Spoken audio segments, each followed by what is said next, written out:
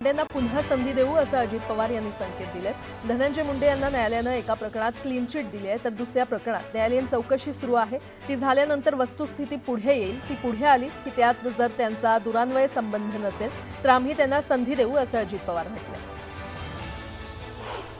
काही मंत्र्यांचे फोन बऱ्याचदा नॉट रिचेबल येत असून आपले फोन टॅप होत असल्यानं मंत्री स्वतःहूनच फोन बंद ठेवतात, अशी चर्चा दबक्या आवाजात सुरू आहे। बघूया या केवळ चर्चा आहेत की वास्तव, हे येत्या काळात कळेलच, अशी पोस्ट करत रोहित पवार यांनी गंभीर आरोप केले। तर या आरोपांवरून उपमुख्यमंत्री अजित पवारांनी रोहित पवारांना सल्ला दिला।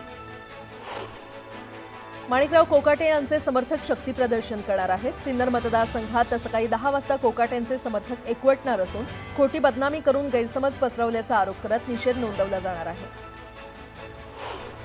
मनसेच्या अमेय खोपकरांनी मल्टीप्लेक्स मालकांना इशारा दिलाय, माझ्या चित्रपटासाठी मी आंदोलन करणार नाही, मात्र इथून पुढे काचा फुटणार असं खोपकर म्हणालेत। दुसऱ्या आठवड्यात थिएटरमध्ये येरे येरे पैसा 3चा एकही शो दिलेला नाही असा आरोप खोपकर यांनी केलाय। मल्टीप्लेक्स थिएटर विरोधात आता शिवसेना आक्रमक झाली आहे। मराठी चित्रपटांना चित्रपटगृहांमध्ये जागा दिली जात नाही, तर मराठी चित्रपट प्रदर्शित होताच तो आठवड्याभरात काढून टाकला जातो असा आरोप करत शिवसेनेच्या कार्यकर्त्यांनी जोरदार निदर्शनं केली। भारताचे सरन्यायाधीश भूषण गवई 3 दिवसीय अमरावती दौऱ्यावर आहेत। दारापूर गावात जाणाऱ्या मार्गावर भव्य प्रवेशद्वार उभारण्यात येणार आहे। या प्रवेशद्वाराचं भूमिपूजन सरन्यायाधीश भूषण गवई यांच्या हस्ते करण्यात आलं। सर्वोच्च न्यायालयाच्या सरन्यायाधीश पदावरून निवृत्त झाल्यावर कोणतंही शासकीय पद स्वीकारणार नाही असं वक्तव्य सरन्यायाधीश भूषण गवई यांनी केलेलं आहे। सरन्यायाधीश भूषण गवई अमरावती जिल्ह्याच्या दौऱ्यावर होते आणि या दौऱ्यातील एका कौटुंबिक कार्यक्रमात त्यांनी हे वक्तव्य केलं। सरन्यायाधीश भूषण गवई हे काल अमरावती जिल्ह्याच्या दौऱ्यावर होते। या दौऱ्यादरम्यान त्यांनी वकिलांचे कान टोचले। आजकाल अशी परिस्थिती आहे की एखादा 25-26 वर्षाचा वकील खुर्चीवर बसलेला असतो, तेव्हा 70 वर्षाचा सिनियर वकील जरी आला तरी खुर्ची देत नाहीत। कधी कधी मला म्हणावं लागतं की थोडा तरी सिनियर वकिलांचा सन्मान ठेवा, अशा शब्दात सरन्यायाधीश भूषण गवई यांनी वकिलांना सल्ला दिला। वाल्मिक कराड धनंजय मुंडेंनाही अडचणीत आणणार होता असं वक्तव्य विजयसिंग बाळा वांगर यांनी केलेलं आहे। तर धनंजय मुंडेंच्या कुटुंबाला पुरावे देणार असल्याचंही ते म्हटले। मध्य रेल्वेच्या मुंबई विभागात रविवारी उपनगरीय विभागांवर विविध अभियांत्रिकी आणि देखभालीची कामं करण्यासाठी मेगा ब्लॉक घेण्यात येणार आहे। या ब्लॉकमुळे धीम्या मार्गावरील कोपर ठाकुर्ली स्थानकात लोकल थांबा नसेल। या दोन्ही स्थानकात जलद मार्गावरील फलाटाचा अभाव असल्यानं रविवारी तिथे लोकल थांबणार नाही आणि त्यामुळे या प्रवाशांना कल्याण डोंबिवली किंवा दिवा या स्थानकात जाऊन पुढील प्रवास करावा लागेल। गणेशोत्सवाच्या पार्श्वभूमीवर रायगडमधील कोलाड ते गोव्यातील वेर्णा दरम्यान रोरो कार फेरी ही अभिनव सेवा कोकण रेल्वेनं सुरू करण्याचा निर्णय घेतलाय। मात्र या सेवेमुळे गणेशोत्सव काळात कोकणात जाणाऱ्या प्रवासी रेल्वे सेवांवर परिणाम होईल, त्यामुळे रोरो सेवा तात्काळ रद्द करून अधिकाधिक प्रवासी विशेष रेल्वेगाड्या चालवाव्यात अशी मागणी करण्यात आली आहे।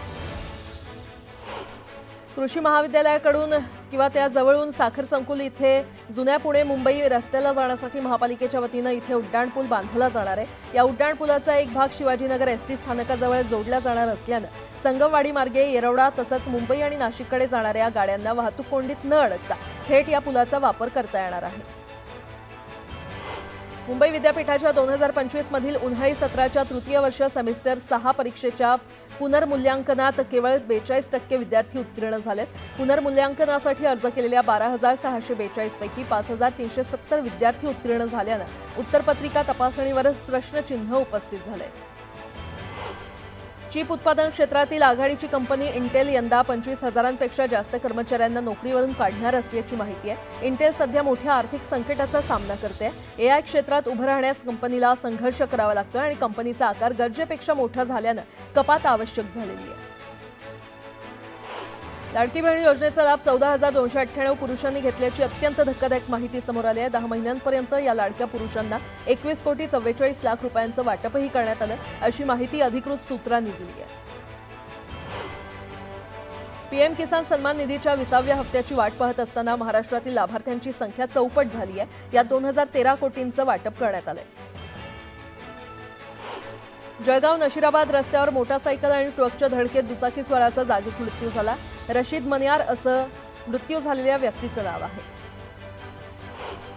धनंजय मुंडेंच्या कार्यकाळातील कृषी विभागाची खरेदी नियमानुसारच असल्याचा निकाल उच्च न्यायालयानं दिला आणि त्यानंतर सामाजिक कार्यकर्त्या अंजली दमानिया यांनी या निकालाविरोधात सर्वोच्च न्यायालयात त्या दाद मागणार आहेत। जालना जिल्ह्यातल्या मंठा तालुक्यातील देवठाणा कानडी गावांना जोडणारा पूल वाहून गेलाय। तळणी मंडळात पुन्हा मुसळधार पाऊस झाल्यामुळे हा पूल वाहून गेलाय।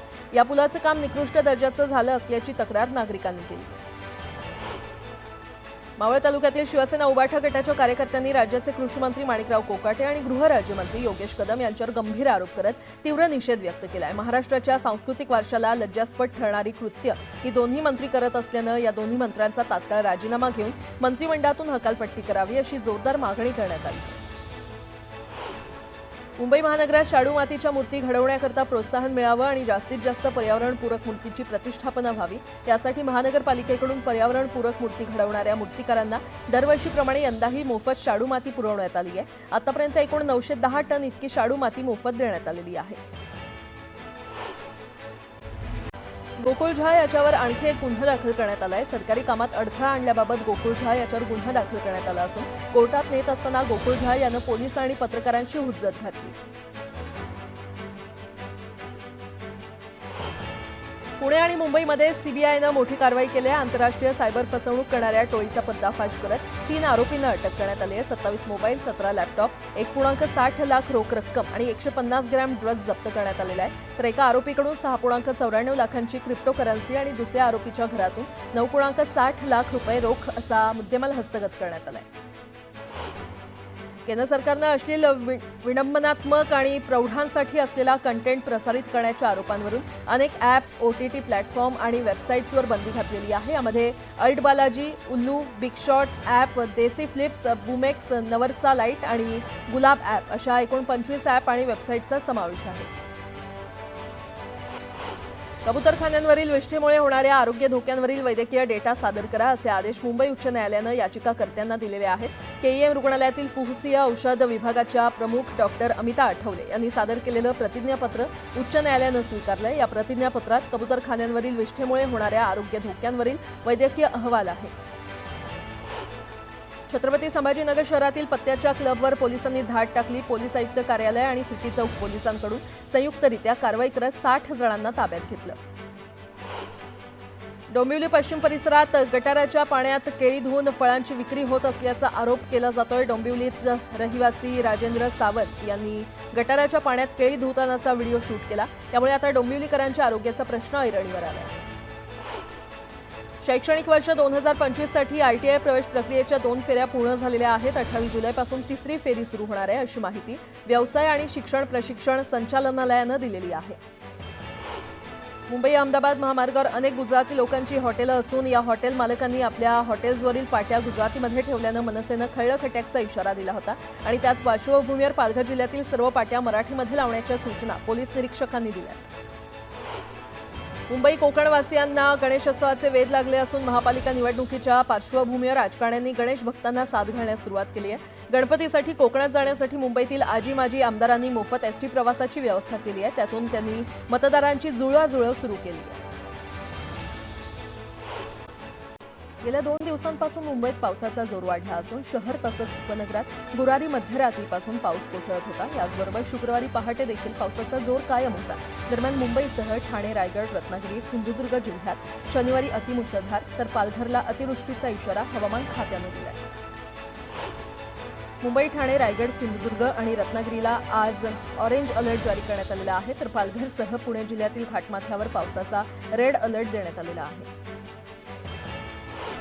लोणावळ्यातील पवना धरण परिसर निसर्ग सौंदर्यानं नटून गेलेला आहे। संपूर्ण परिसरानं हिरवा शालू पांघरलेला असून धरणाच्या सानिध्यात सह्याद्रीच्या कुशीत वसलेलं हे ठिकाण पाहणाऱ्याला मंत्रमुग्ध करून टाकतंय। त्यामुळे हे ठिकाण पर्यटकांसाठी एक अविस्मरणीय अनुभव ठरतंय।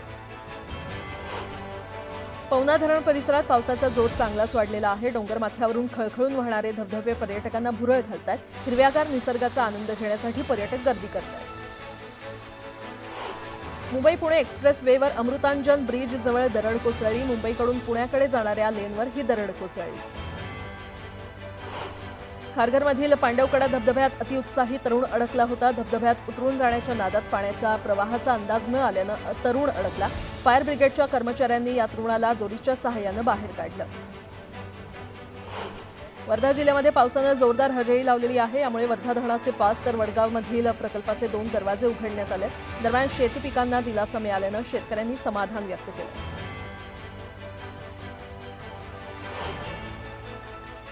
आता एक मोठी बातमी, खारघरमधील पांडवकडा धबधब्यात अतिउत्साही एक तरुण अडकला होता.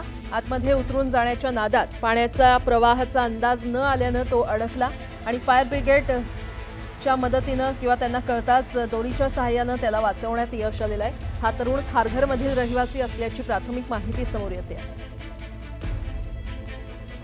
तर काही दृश्य समोर आलेली आहेत.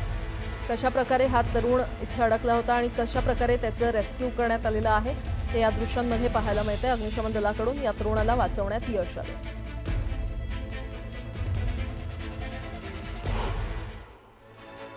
राज्यातील कंत्राटदारांची हजारो कोटींची बिलं थकीत आहेत. दरम्यान थकीत बिलं मिळत नाहीत तोपर्यंत कामबंद आंदोलन करण्याचा इशारा कंत्राटदार संघटनेनं राज्य सरकारला दिलाय.